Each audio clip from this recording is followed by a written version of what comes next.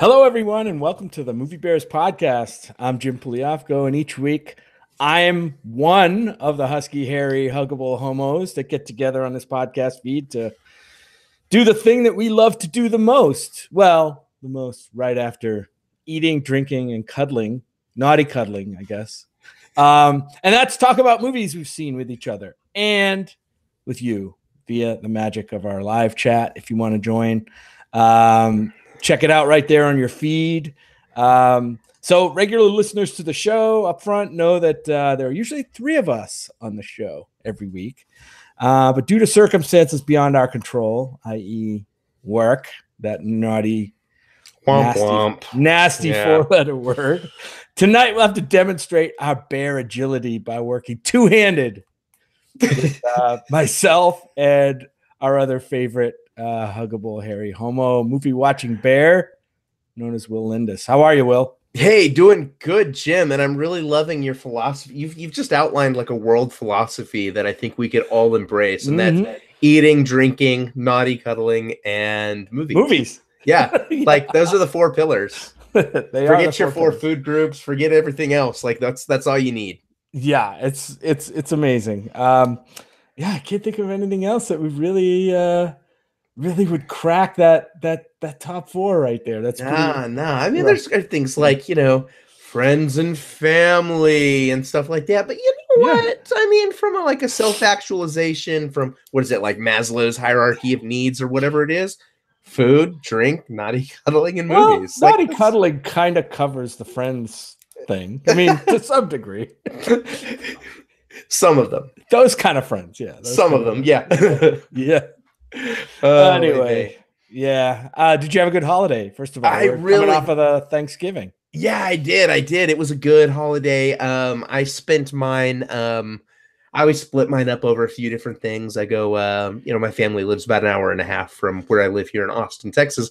So I was able to drive up, spend some time with them, eat a stupid amount of food, and then still make it back in time to sleep in my own bed, which is, one of my favorite parts about being able to visit home and not have to make it a whole thing. Then I have over the weekend my Friendsgiving with a bunch of friends where we just all get together and have our own, I've got the family I was born into and then the family I made. And then of course, after that, I spent it with, I don't know if you've seen this yet, but the Joe Bob Briggs, he's a kind of a film critic, and he's done some film marathon things, and he did a Thanksgiving one where it was four horror movies that were all based around eating, which is usually kind of fucked up stuff. So I spent part of the weekend just watching genre films too, a bunch of horror films. So it was like a marathon, back to back to back to back. I mean, so that's the way it originally aired on Shudder TV. I didn't tune in live for that because it started at 7 o'clock at night and ended at 6 o'clock in the morning, and I just don't have that stamina. But they released it 24 hours later on. I have the Shudder subscription on Amazon, so I could watch each one as its own thing. And it's sort of like Elvira or something like that, where you see the whole movie, but he interjects every maybe a quarter of the way through the movie at the halfway mark, the 3/4 mark, and he just knows everything about genre films, the most knowledgeable horror fan or critic I've ever seen. So if you ever get a chance, that's the best way to watch. I watched Texas Chainsaw Massacre, the original one, and The Hills Have Eyes, and Blood Feast, and stuff like that. And it's it's one of the best ways to watch them. But Jim, that's mine. How did you spend yours? Well, that sounds awesome. And I did something kind of similar, but not anywhere near the scope of that. But we had our Thanksgiving with some friends here in Tucson, I think, as we mentioned before. So it was just the four of us. Brad and I cooked some of the dishes, and our friends cooked some, and it was really nice. Got to get in the pool, in the spa, in the hot tub, and soak at night under the stars after a lot of food, and between the meal and dessert, which was always pie, which is awesome. So that was good, and then we just kind of chilled out most of the rest of the weekend. I watched quite a few movies. Of course, the two we're going to talk about today. And then at least a few others that one of which might make it into plugs later. I think maybe two will make it into plugs. I know at least one of them that's going to make it into plugs, and we have to be very careful because, like, if it's what I think it is, it could very easily turn into a mini review of its own. Well, it could, although I have a second plug picked, so yeah.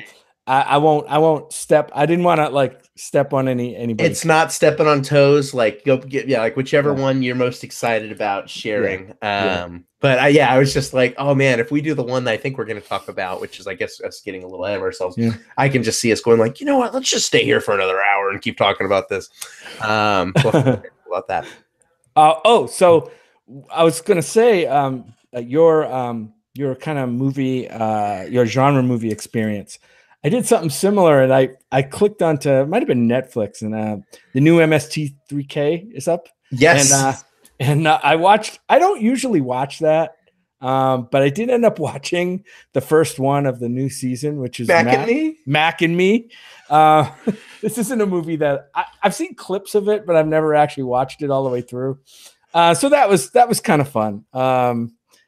I might selectively watch more episodes. It's a kind of a good way to watch movies, especially ones like that. Especially if you're not sitting in a room full of friends and can make your own jokes, it's fun to listen to somebody else's jokes. So I check out kind of a mini plug for the new season of MST3K. I don't necessarily like all the goofy set pieces they have in between watching the movie, so I skip over those. Sure, but the movie commentary is always fun. Yeah, this season I've only watched the first one. I've only watched Mac and Me in it, but it's off to a funny start so far. And you're right. Like this is one I'd never seen Mac and Me. I don't know when I was ever going to watch Mac and Me. I just knew it from like memes and from references and just that it exists as a thing in the world. So this was the perfect chance to watch it, like the perfect vehicle for it. And a great weekend with some time to watch movies, which brings us to the two we're going to talk about today. And so Will and I are going to talk about each of these two movies. And these two movies are Creed 2 and Ralph Breaks the Internet. We're going to talk about each of the movies, though, spoiler free. So if you haven't seen the movies, fret not. We're not going to spoil it right off the bat. We'll give you plenty of warning to get off the feed and back on to catch the second movie. And also in the show notes, if you're listening to it after we record, you'll be able to just hit the time tag right in your handy dandy, podcast app of choice and, skip around spoilers or skip to spoilers if that's the kind of person you are. There are some people who don't care so much about spoilers, so they can kind of pick your pleasure, I guess. So, Will, are you ready to dive into movies? Yeah, this is a good set of movies too, because like there is a fist themed through line for the two. Like there's a weird synergy between our two films. I didn't even think about that. So we have a fisting theme. That's really nice. Oh God. And one of the films is not one of the Muppet movies. So I know, and that which I didn't see, but I heard about that. But yeah, I didn't even think about the fist theme, but you're so right there. Wow. That's crazy. So let's kick off the first of our two movie discussions with the follow-up to 2014's Creed 2.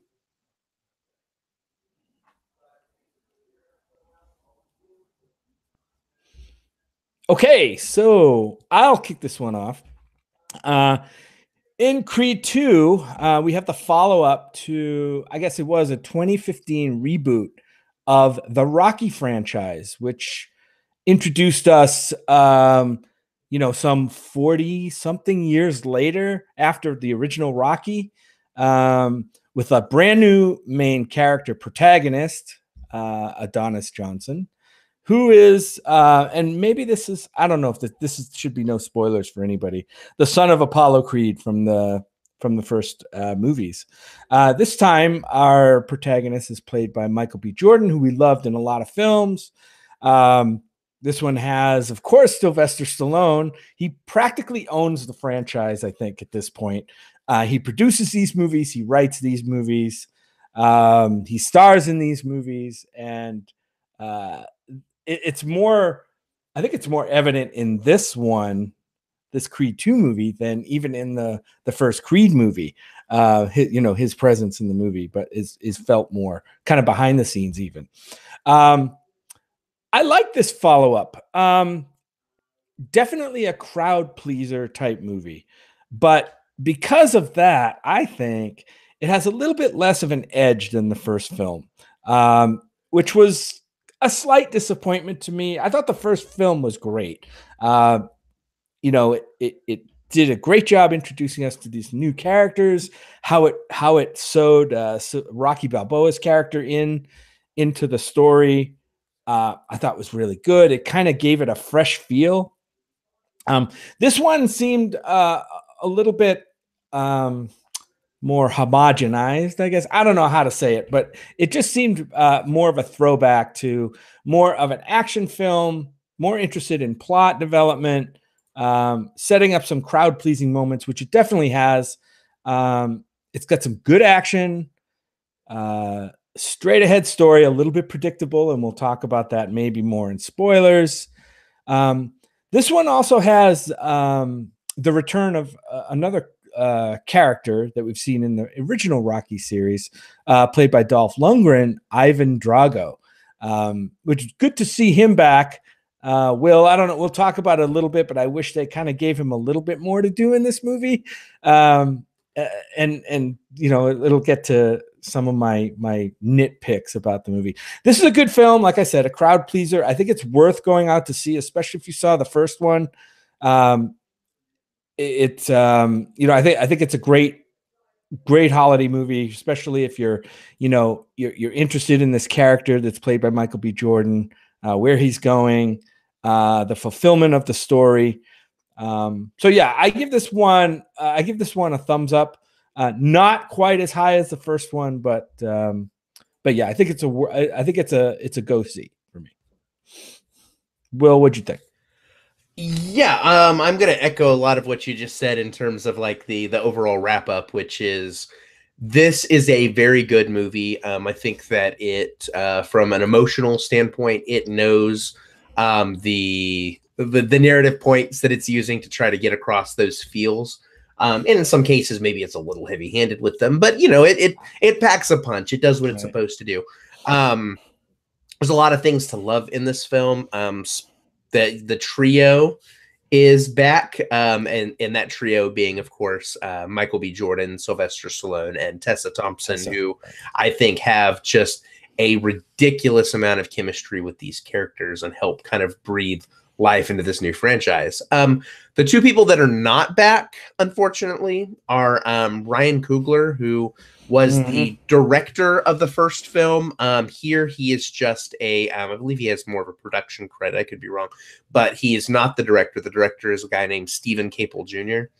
Also a change in hands is the cinematographer of the first film, the person whose job it is to make the fight scenes look the way that they looked, and to make all the shots look as good as they did, was Maurice Alberti, who was in the first Creed, was the cinematographer. And this is the same person who served as director of photography on this year's Chappaquiddick, in films like The Wrestler and Velvet Goldmine and The Visit. Has some films under their belt. But now we've got a cinematographer with less experience, and it is a person named, I have it right here, Kramer Morgenthau, who just has less experience. And I think that shows. I think that the handling of the characters is a little bit less deft than it was in the first film, and the fight scenes feel a little bit less impactful than they did in the first film. Mind you, the characters are still really good here, and the fight scenes are still really good here, but it's lost some of its magic. This is not the film that the first Creed was. So overall, I liked it. It's a recommend for me. There's a lot of things this film does right, but it isn't the knockout punch that the first was, and there are some issues that we'll need to talk about.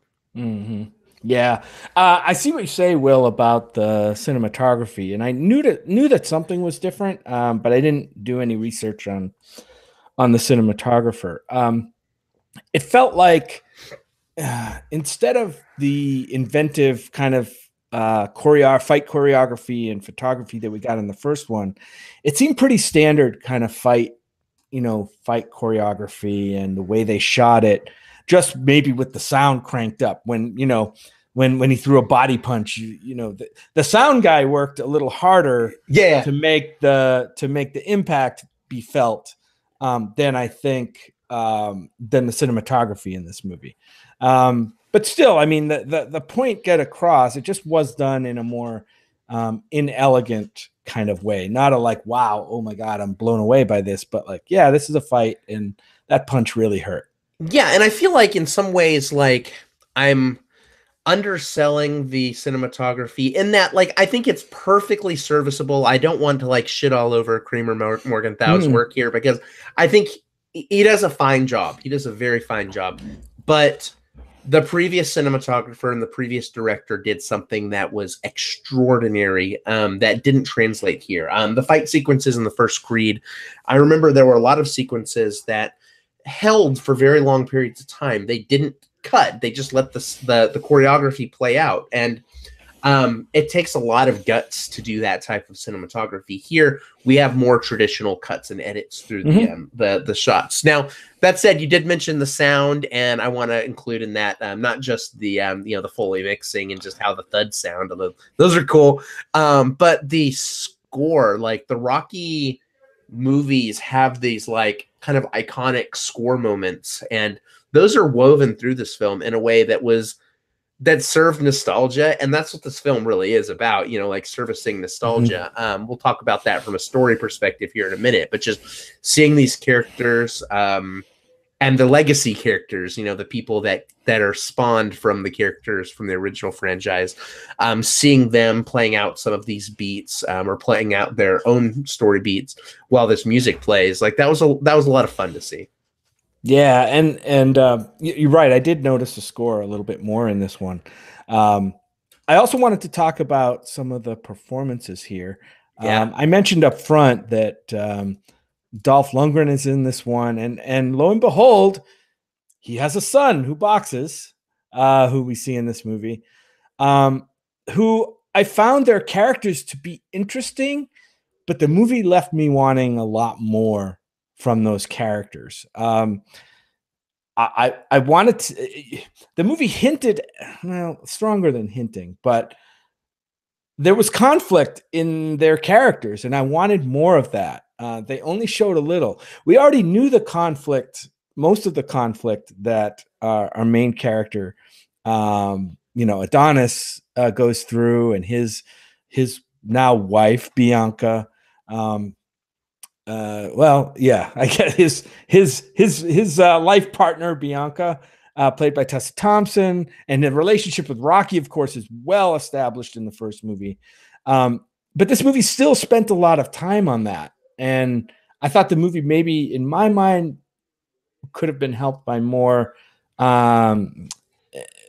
regarding our antagonist, I guess, or two antagonists in this case. So we didn't get that, and that was a little bit disappointing. However, Michael B. Jordan is great. I mean, I think he's kind of the lifeblood of these movies, and Tessa Thompson as well. I'm not I can't say I'm a huge fan of the music. She's a musician by profession in these movies. That's what her fictional profession is in these movies, and they did weave some of that into the movie, and we'll talk about that in spoilers a little bit. But I'm not a huge fan of the music. I think she's got a really nice voice, assuming that's her singing these songs. I think, and maybe Will, more about that, but I think she's got a really great voice. I'm just not a fan of the songs that she has, but I think her character when she's acting, I think is I think she acts this character really well. Felicia Rashad is in this movie again. I love her anytime she's in the movie. And there's some surprises down the cast. Milo Ventimiglia from This Is Us. If you watch This Is Us, he's in this movie as well. I thought the performances were pretty solid across the board. But like I said, character-wise, I just wanted more out of the antagonists. Yeah, I'm with you, maybe from a different perspective. I think that my absolute favorite story arc in the film is that of Ivan and Victor Drago. Like they have the Yeah. most, like theirs is tied into the most interesting bow altogether, and because of that, like there were moments where like I was really excited with the some of the other things I saw, but there were some moments where I was like, I kind of just want to watch like a like if the next movie was called Drago instead of Creed and it just followed like them, I would be so down for that. And Like, then and then play kind of more into what this movie was. You know what I mean? Kind of like yeah, the Godzilla, then King Kong, then Godzilla versus King Kong, you know? yeah. And as for I'm more partial to Tessa Thompson's music just because that's Mm-hmm. or Bianca's music just because it's a similar style to something that I enjoy. It's interesting, yeah. From what I understand, she sang the songs because her background, even though she's pretty much in the acting sphere right now. She does have a background in music, so it's her singing.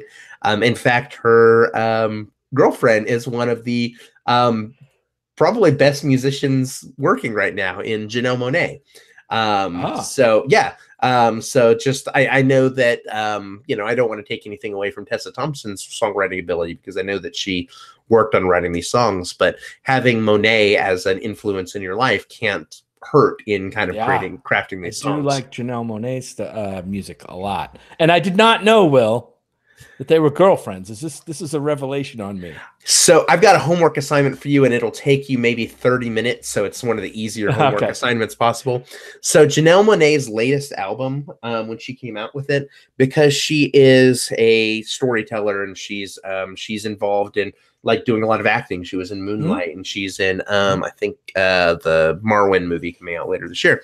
That's right. Um, she decided to do instead of just creating music video, she created like a visual novel or whatever for her album release. So it's like 35 minutes long and it's most of the songs on the album as one contiguous like video kind of flowing from one to the other. Think sort of like if you ever Cool. watched like Pink Floyd's The Wall back in the day.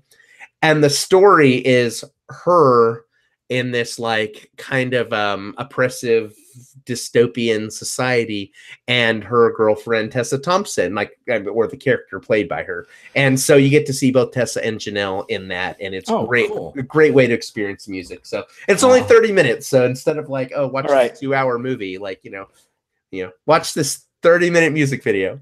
Homework accepted. And I have those 30-minute windows that I could Yeah. easily fill with that. But yeah.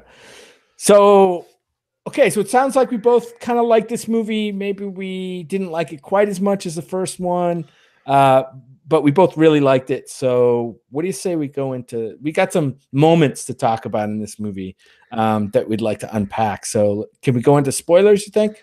I think so. I think we've unpacked the major thing, which is this is a movie that I mean, it's not making my year-end Yeah. top list. Like this Mhm. isn't one that is going to Yeah. be like one for the record books, but I enjoyed it for what it was. I had a good time with the movies, and I would encourage other people to see it because I think they'll have a good time with it too. Sure. There you go. Well, we're But yeah, kind of in the let's spoil this damn thing. Sure. So, okay, before we do, if you don't want to be spoiled, come back in about 10 to 15 minutes after we skip over the spoilers. And if you're listening to us on your iTunes feed or Spotify or whatever, check the time index that we provide. You can click right on the time and it'll bring you right to the next segment of the show. So, yeah. So, where do you want to start, Will? I'll start. I guess I'll start. The the thing that surprised me about this movie, about halfway through, we seem to rush toward a fight between Victor Drago, who is Ivan Drago's son. He's a monster, right? He's this huge guy, towering presence, doesn't say much, and he challenges Adonis to a fight. Adonis, as the champion, kind of is forced to accept the challenge, and we have a fight. And of course, in the first fight, and I'm like, wait a minute, this is way too early in the movie to have this climactic fight. So obviously, something has to happen, right? And sure enough, he loses. And then, so we basically get two fights between these two. We get a rematch later on, which is really the climax of the movie. And we get, so we basically get two fights in this movie. And this is kind of a throwback, I think, to the Rocky movies where you had the rematches and that kind of structure. And I kind of wonder, it makes me think that Stallone had a huge hand in the way this movie was structured.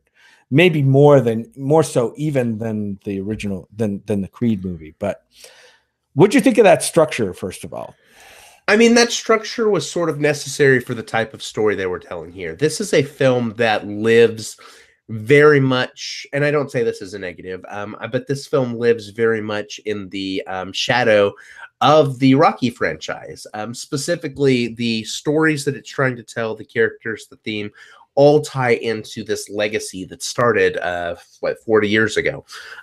So the structure here is based around the fact that Apollo Creed rushes off to this fight, and the reason he rushes off to this fight is because Victor Drago, the person that's challenged him for the title, is the son of Ivan Drago, who killed his father in the ring all those years ago. And so this isn't a title match for him. This isn't about him boxing for passion. This isn't about him boxing for money. This is about him boxing for revenge. And we learn through one of the themes of this story, that's not an acceptable motivated reason to fight. No. So he gets his ass kicked. He gets ruined and has to recover. And when he fights a second time, the motivation is not that for revenge, but he has a line, and it's buried a little more than I would have liked it to be. I think that they didn't make this theme as clear as it could have. But when he goes back and fights, he's fighting for himself. He's fighting for the passion of the sport. He's not fighting for because he's trying to change the legacy of his father. He's carving his own path. And I thought that was neat. And you got to see that theme play out across every character. You've got Adonis works out in this gym where his father, like this picture of his father literally towers over him every day. You've got the Bianca story where she has she has a hereditary hearing disorder, and she is worried that she's going to pass it along to the child, like that she's going to inherit that part of the legacy. Stallone is not Stallone, but Rocky is worried. Like, it's weird, like conflating the two. But Rocky, who is now Adonis's coach, is both trying to repair his relationship with Creed as a way of paying homage to his old friend Apollo Creed, but at the sacrifice of the relationship with his actual son and his actual grandson. And then you've got the Ivan Drago story, who the Dragos are it's hard to keep up with all the daddy issues in this movie. Will everyone's got daddy issues, and the Dragos, it's all based around apparently Drago's mother and wife, the two Dragos, left them after Rocky beat Drago, and they're trying to win back her affection and respect through winning this fight. So everybody in this movie is like stuck in this moment where they have to figure out, am I going to be beholden to legacy, or am I going to carve my own path and distance myself from it? And I liked watching that. I don't think the movie was always clear about which direction the characters should take, but I love that this movie realized like the size of the shoes it had to fill and decided, like, let's just lean into this concept of legacy and like just make it all of our characters like dealing with it at the same time. And I just wish they had spread that around a little bit, because we got, they leaned into the Adonis, the Adonis versus Creed legacy and the Creed Rocky legacy, a lot heavier than they did the Drago and Victor Drago. Like, Victor Drago basically was a character, like a cipher in this movie. Like, he had almost zero agency. And I wanted to see more of that. I wanted to see his conflict, because I think we got a sense that he was conflicted about what he was doing and how he was being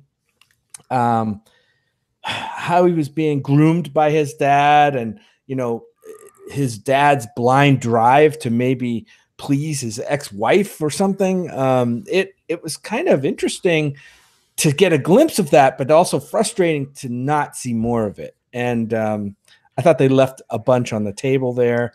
And like you said, maybe this movie should have been more focused on the Drago character and relationships, and then maybe in the next movie have like the rematch. You know what I mean? The rematch go down. But or if you're gonna have it in this movie, like, so what could have happened if you developed both characters a little bit more instead of one getting like 90% and the other one getting like 10% or less, is Drago could almost be like a mirror of Adonis, because, and by that I mean Victor Drago, the son, because both have remarkably personal reasons for both fights. Both go into the first fight, like one's out of revenge, and the other one's out of sort of righting this, this injustice to their family. When Adonis discovers his own reason to fight, and Victor is still trapped in that, like, I guess what the movie would say is like the wrong reason for fighting. It doesn't resonate as much as it can because we don't get to see enough of it. And we get to see some of it in the denouement there. We get to realize that like Ivan is trying to instill a different value set in his son. You get to see that in just one shot. Probably the best shot of the movie is, and we're in spoilers, is at the end of the movie when Ivan and Victor, after losing the second match, are running together. And you can tell in that moment that they've, like, Ivan has learned a lot from his experience, has decided to instill different values in his son than the ones that had motivated him through the rest of the film. And I loved that. It's just, it was so subtextual. It was very subtextual. And it was such an interesting story. I wanted to see more of it. Yeah. Yeah. I agree, Will. Let me see. What else can we talk about in spoilers for this one before we wrap it up? Was there anything else that you wanted to touch on? I mean, I thought the plot points I think were pretty predictable.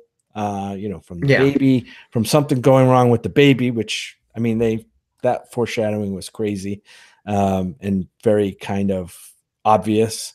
The rematch stuff, you kind of knew it was going to happen in that. Although I have to admit, for a second in the fight, I'm like, is this the moment where like Rocky like fails the second Creed? You know what I mean? And gets the guy killed or paralyzed or something because he's not doing the right thing. I mean, that would be super tragic, right? I don't think that's the movie that the crowds of moviegoers would want to see. But in your back of your mind, you're like, that has some interesting possibilities too. And obviously it didn't go that way. But for a second, I thought, wow, this movie could get really dark. The one thing that I'm worried about with the next one is that, so this movie, the first two movies are very much on rails to be extremely referential to the first ones. You have the first Rocky movie, part of it was relationship between hothead boxer plus trainer, and then there's a Creed in the mix, and that's exactly what the first Creed movie was. And the second one was sort of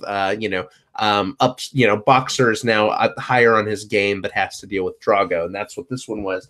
The third movie was the one where Rocky 3 was the one where we had, I think, Mr. T was the antagonist, or the other, the other boxing character. So I'm almost wondering, if they get Quentin Rampage Jackson, the guy that played Baracus in the A-Team movie remake from like 2009 or whatever, if they get him in this next, in Creed 3, I think I might tap out at that point because it will be too much in its son of Mr. T. Yeah. No, he's not that. Well, I mean, you could. I don't know what they would do with the character, but just like if you're gonna recreate the story beats, just have like, the guy that played, that also played Baracus in the A-Team in the new movie. Like, so and that's overall, like, what I guess what I'm getting at is like, this movie reminds me a lot of like Star Wars: The Force Awakens, in that it is very much about honoring its own mythology and legacy. And I think that that's cool for a bit, but if they do a Creed 3, I really hope that they're able to say, okay, we've lived in the Rocky world enough. What is Adonis's path? And what's gonna be this new legacy? Yeah. Right. Otherwise, it's just like, it's like playing the greatest hits. It's the like greatest rinse hits and are repeat. Yeah, greatest hits are great. That's why you buy a greatest hits album. Yeah. But sometimes you want something fresh and original too. Right. Right.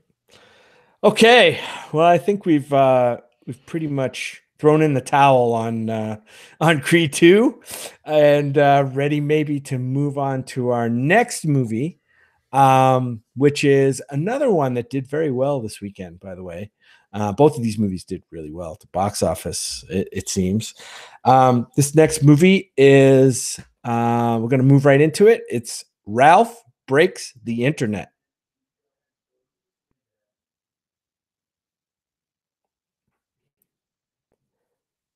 All right. So, Will, why don't you lead us into how Ralph breaks the internet?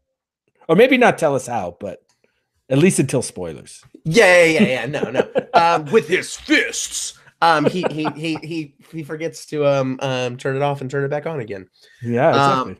So this is Ralph Breaks the Internet. It is the latest animated movie from the Disney Pixar team. Pixar, right?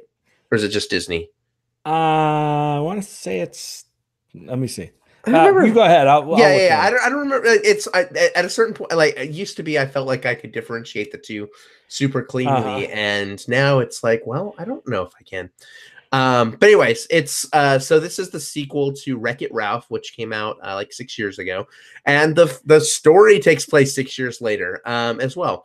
We've got Ralph, who is a video game antagonist turned hero in the first film, and his new best friend, Vanellope, who is the princess that was revealed at the end of the first film and one of the racers of the Sugar Rush game. The two of them in their arcade, they discover a Wi-Fi router has been plugged in, and due to some plot reasons, they end up deciding to go into that router, and there they access and potentially break the entire internet.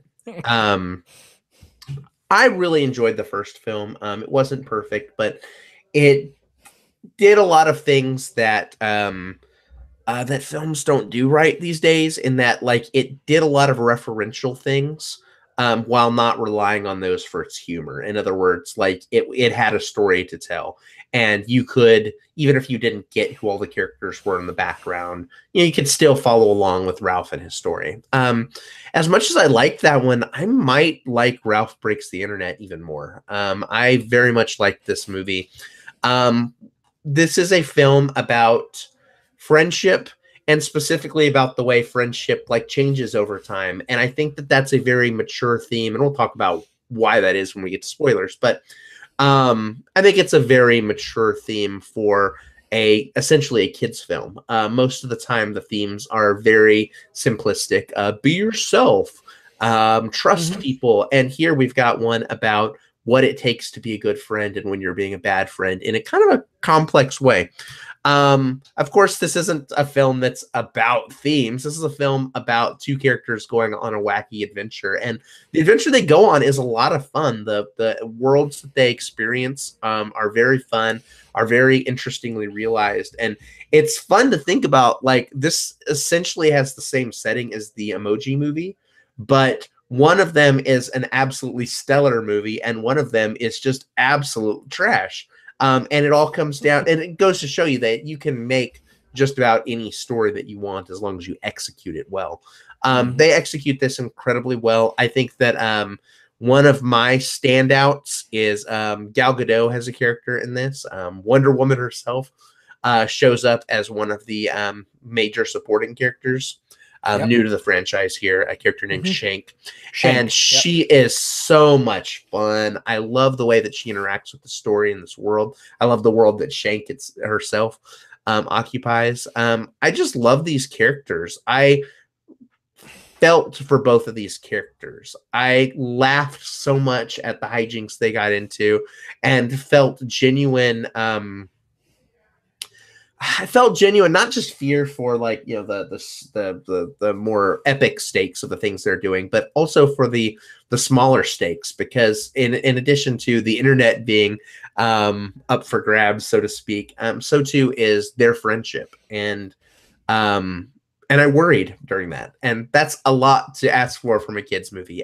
Yeah, Ralph Breaks the Internet is really good. In fact, you might even say it broke my heart. But this is one that you should definitely go see. It's quite good. Yeah, thanks, Will.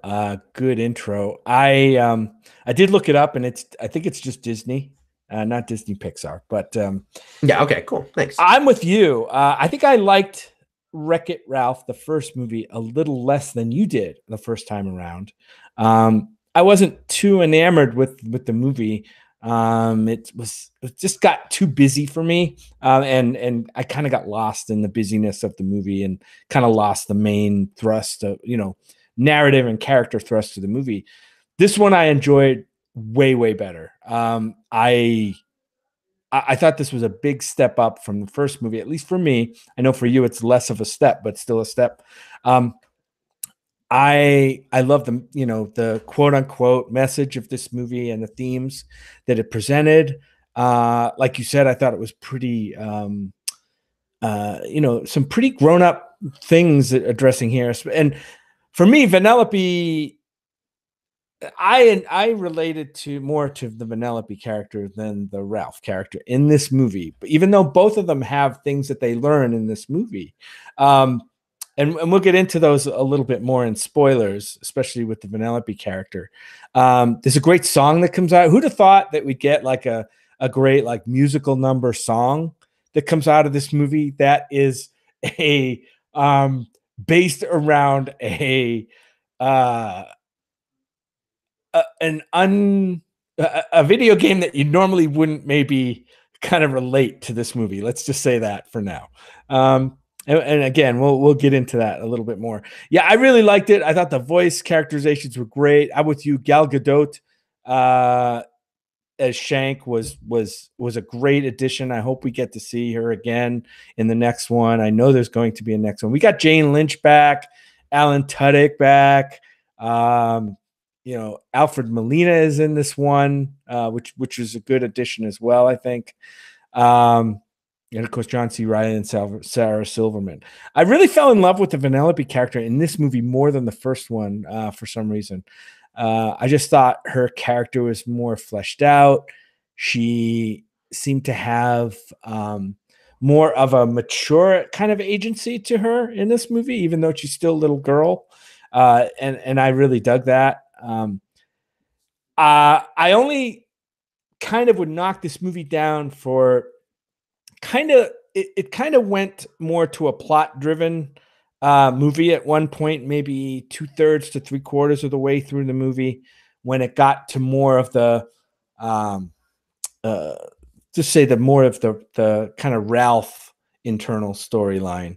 I'll just say virus. How's that? And it kind of lost a little bit of the movie there for me, but that's a nit really, because I think the rest of this movie outweighs that by a good factor. So yeah, I would definitely recommend people go see this movie. Bring the family, bring friends. This is not just a kids movie. This is so many great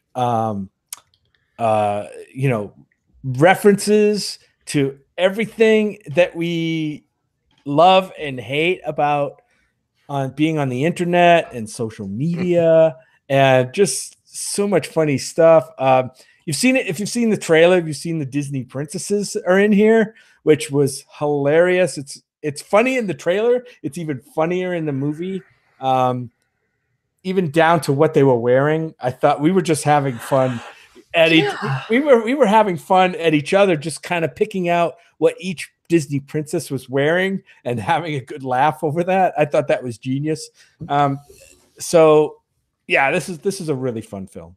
They did something neat with that, and we don't need to probably go into the detail, and probably even in the spoiler section either, just like for this part. But like, they did something kind of neat with the trailer, and that one of the trailers for this movie showed this extended princess scene, and it was very funny, and it got me on board for the movie. And I was a little worried when I sat down to watch the movie that when it came time for that scene, like, I would be like, well, okay, this was good, but I already saw this scene. So like, I'm now just like watching the trailer for a few minutes. And one of the things that was very nice is that there is more to that princess scene, like even within the scene that was cut for the trailer, so that there are jokes and gags that I hadn't seen yet.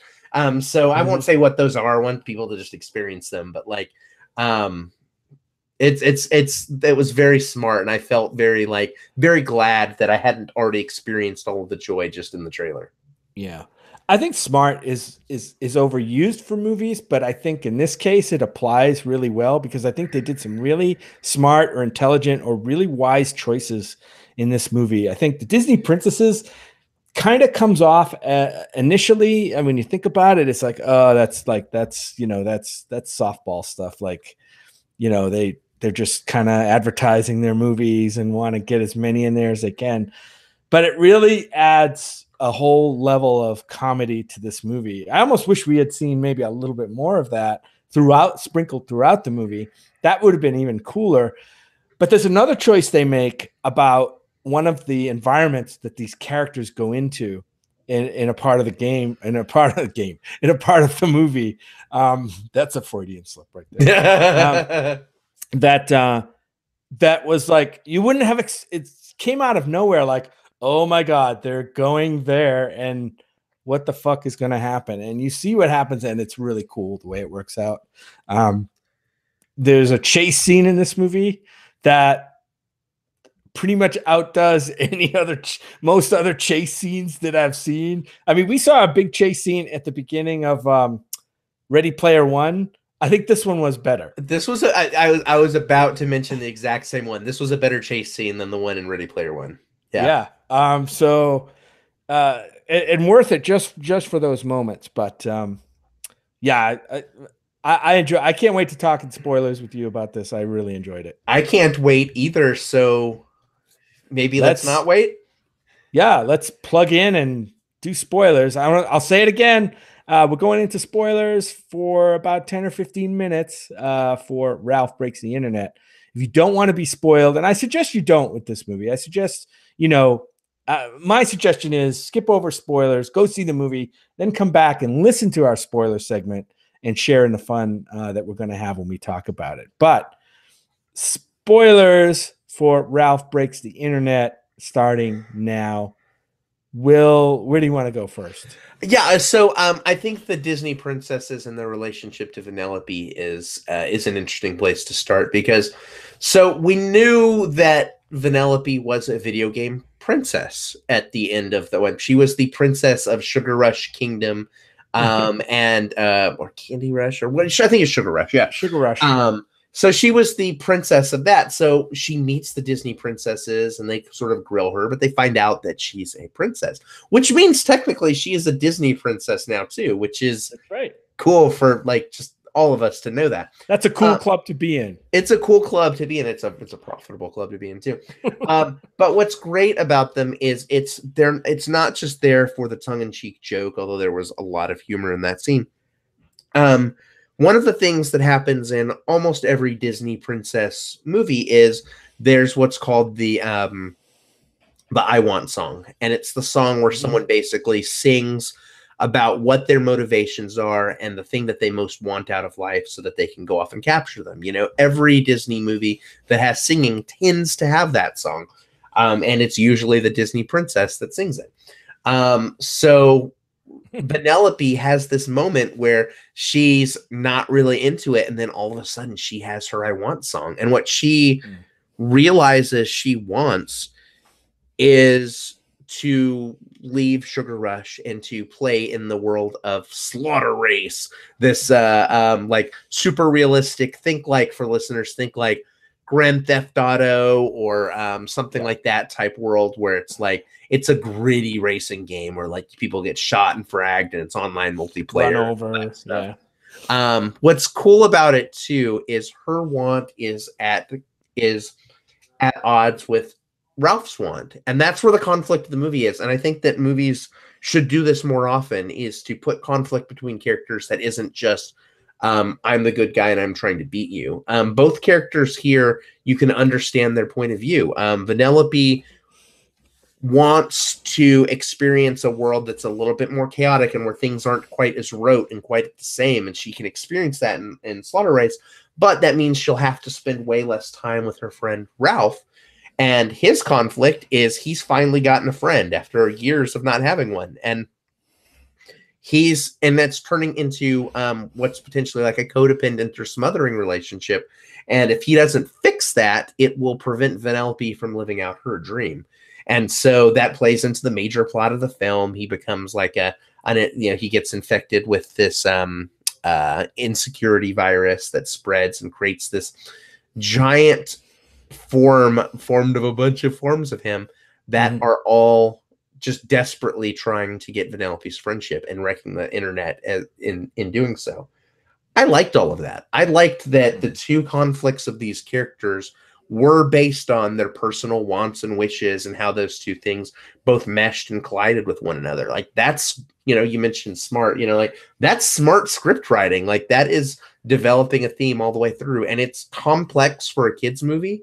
And I love that. It's not just like fart jokes and stuff like that, because there's too many kids movies that rely on that stuff and not, giving them the respect. Looking at you, Minions. Looking at you, Minions. But kids can understand like complex themes. Think about Inside Out with a complex theme of like, sometimes you have to have sad memories as well because they help add texture and flavor to the good memories. That's a complicated thing to teach, like, 7-year-olds, and learning like I can be a good friend while also allowing you to do your own thing. And sometimes I have to let you do those few things without smothering you. That's a complicated thing too, that I think even more adults could learn. So I loved the themes of this movie. I love them so much. I agree with you, Will. So this movie starts off as basically a quest movie. They go to the internet because they're on a quest. One of the video games, Sugar Rush, gets broken by some kids in the arcade, and of course, Vanellope needs to get it fixed. They need to find a replacement part for it.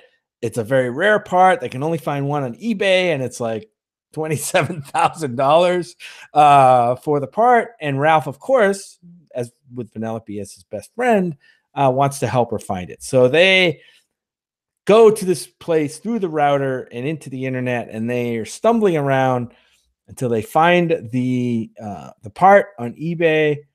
Now they have to find $27,000, which is a kind of a concept that they have to wrap their head around, which leads them to the next quest of stealing a car. And that's how they get plopped into, which I think is genius, plopping these characters who are basically played in games, like old school games, like, Fix It Phil. Is that the name of it? The game that Wreck-It Ralph Felix. Fix It Felix and Sugar Rush and all classic arcade games. Now they're plopped into one of the modern, these modern console or online games, like you mentioned, like Grand Theft Auto, Will, where it's really heavy, dark, much darker, much more dangerous environment. And you're thinking to yourself, like, oh my God, this is going to be just a quick joke and they're going to get out of here in the next couple of minutes. But no, it turns into something that Vanellope discovers that she really loves. She loves the excitement. It's another level of excitement for her. She's gotten a little stale in her Sugar Rush game. So she's looking to like this whole new world, right? That's open, another Disney reference that opens up to her. And she sees these other character, Shank, who she kind of wants to emulate a little bit. She sees this really cool, really in charge, another female character that, kind of has her shit together. She's a little mean and dangerous, but Vanellope kind of likes that. And that relationship I found super interesting. Like it could be seen as like a surrogate mother to Vanellope, a surrogate older sister to Vanellope. And if Vanellope wasn't portrayed as very young, it could be like a girlfriend relationship almost. There was no romantic stuff going on between them overtly in the movie, but you could kind of see that maybe, there was obviously that attraction there. So, I just thought that was a genius stroke of the movie. And of course, that sets up the whole song about this is what she wants. She wants this world.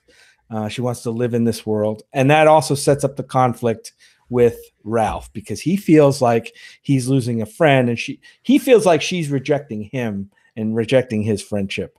And so he's trying to win it back. But just some great things in this movie, the way the movie's structured. I do love the writing. I loved all the characters. Shank was great. This movie turned this series around for me. This franchise. The animation is really good. All the characters like felt good.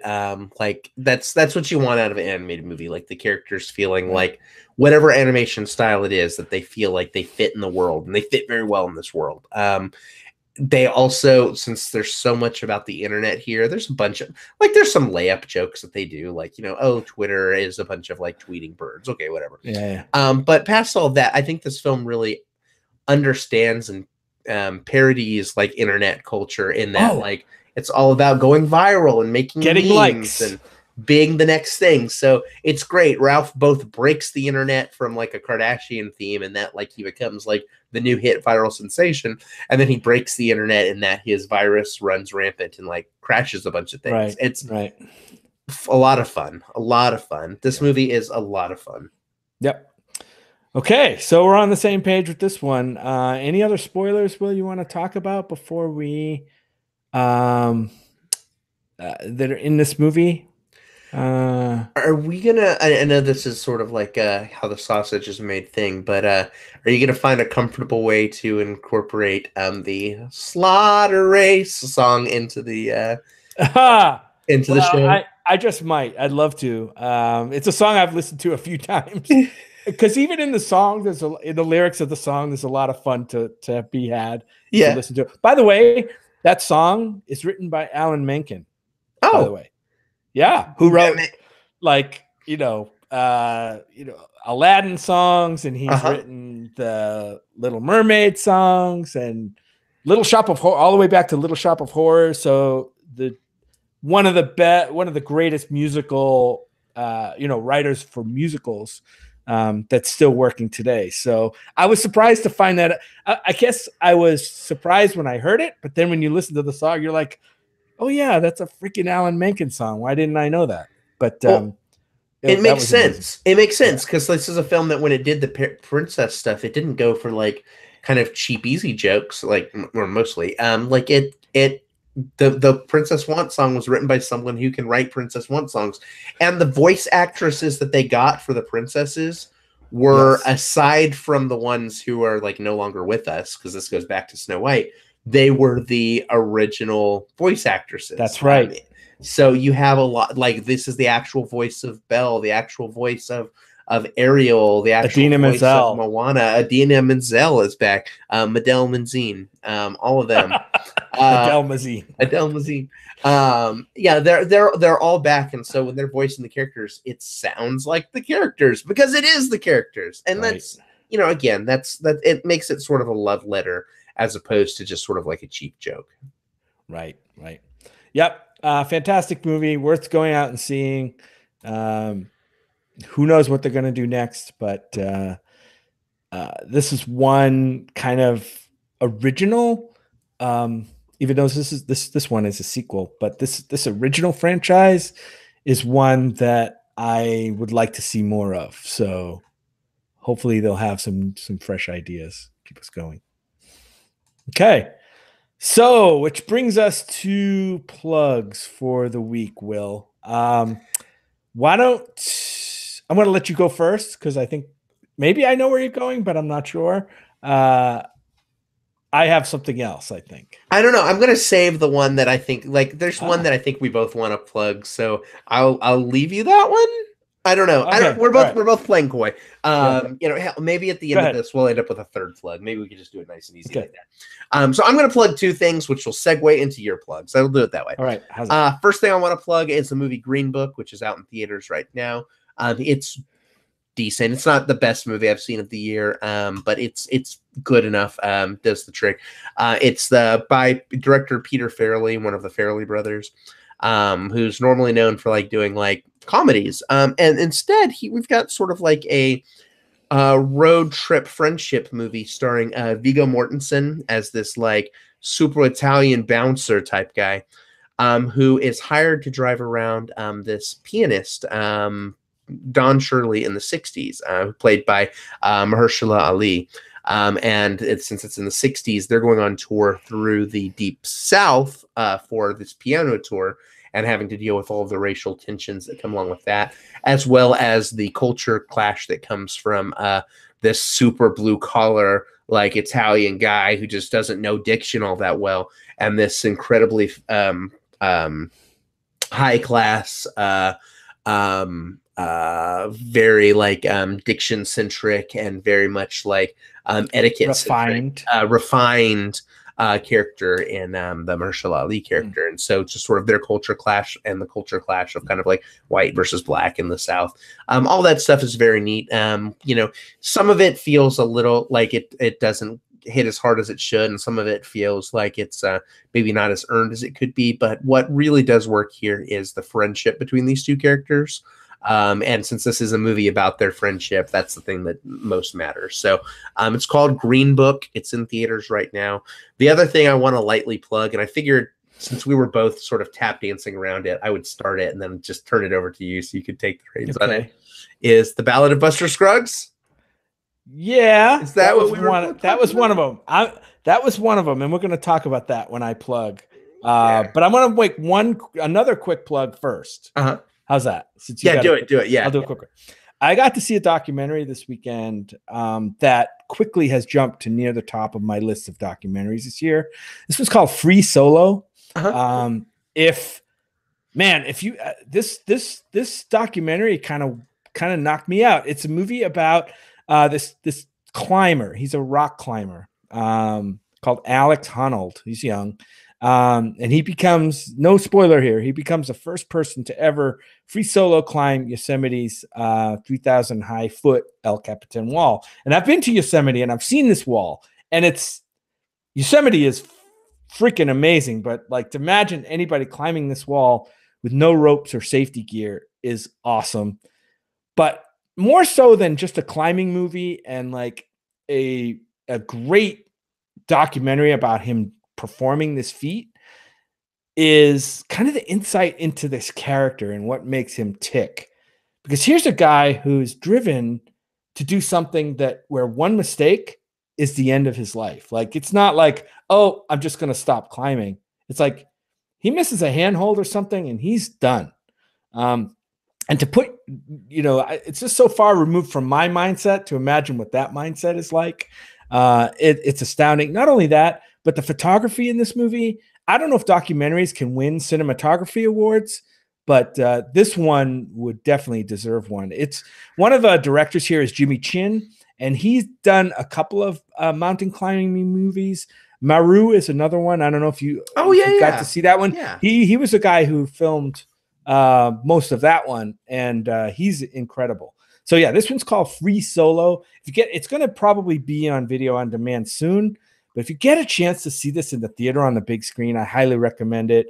The cinematography of, like, it'll give you vertigo. Not that vertigo is a great feeling, but just the sense that you're getting that from this movie just heightens the stakes a little bit more. So check it out. Free Solo. It's not a Star Wars sequel. It's a movie about an incredible feat that this guy is able to do. Is it the best movie with Solo in the title to come out this year? It is the best movie with Solo in the title by far to come out this year. But yes, the Ballad of Buster Scruggs. This one's on Netflix right now, folks. If you've got Netflix, check this out. I know you may say, "Oh, but it's a Western." I don't really like Westerns. Man, there's a lot here. So first of all, it's an anthology. There's 6 separate stories. They're not really all, might say they're thematically linked, but they're not linked narratively at all or by characters or anything like that. I think each one on its own would make a great short film. And some of these, just by the nature of anthologies, some might appeal to you better than others. On Twitter today, everybody's putting out their rankings of the six segments, and Will and I did that. But this movie is directed by the Coen brothers. First, yes.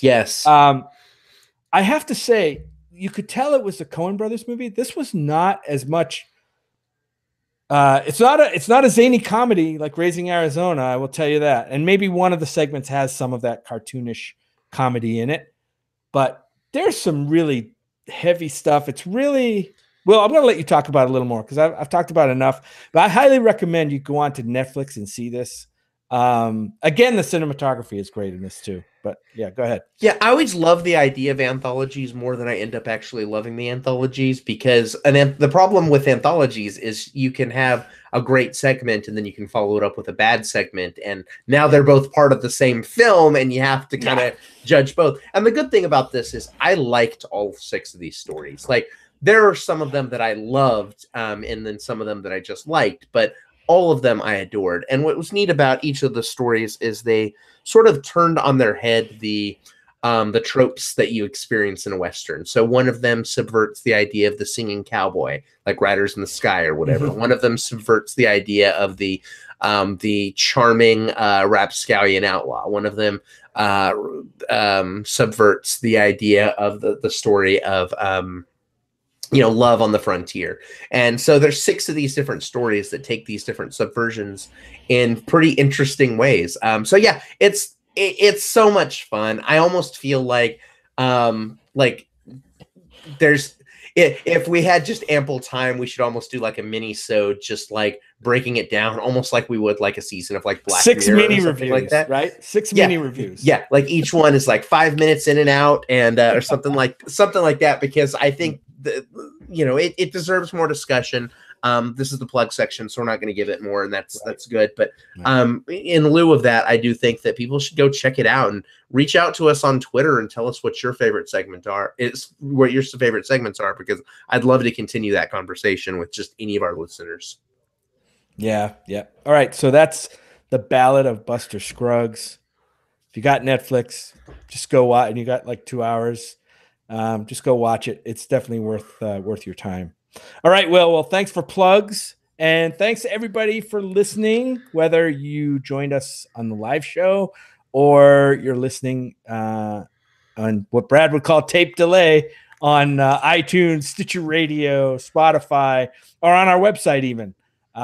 So thanks to everybody. Will, where can people find you on the internet, unless Ralph breaks it, of course? Yeah. So, we didn't even talk about the fact that like Ralph went to so many different places, but we never saw him like visit like Pornhub or Growler or anything like that. So maybe that'll be in the sequel.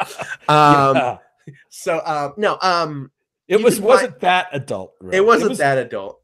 No. Yeah, maybe in the Brazzers Presents remake of like Ralph Breaks I don't know. Maybe you'd see it there. But anyways, you can find me on Facebook. I'm William Lindis. You can find me there. Just search for me. Send me a message so I know how you found me. And let's talk movies. You can find me on Twitter. I'm at Whatever Cove there. And I'm also on this site called Letterboxd, which is a site for movie fans to connect and share rankings and lists. I've tracked every single movie that I've watched since 2012 on there, and that's a ton of movies. And I want to see what movies you've watched, what things you're passionate about. Jim, I'm closing in on my 400th film of the year. I was going to ask you that. Yeah, I'm at 389 right now, so it's going to happen like very soon. And so I'm almost trying to decide if I should save it to be something kind of like special. I don't know what that'll be yet. So listeners, if you've got any suggestions on what my 400th film should be, send them my way. Yeah, I'm just sad that it's not Mac and Me. It's not Mac and Me. Mac and Me was probably like 375, so maybe there's something there. Yeah. But yeah, no, that would have been a perfect 400. I don't know what it'll be, but I'm open to suggestions. Okay, cool. All right, and I'm Jim Pugliafico. You can find me out on the internet on Twitter. So check out my tweets, or tweet at me, or message me on Twitter at JJPOUTWEST, JJP Out West. That's Twitter, or you can find me on Facebook under my name, Jim Pugliafico. That's spelled Puliafico. Find me there. Anyway, we're out until next week, when we'll probably we don't know what movies we're going to bring you next week, But I hope you'll join us then. Until then, take care, everybody. Bye-bye. Bye.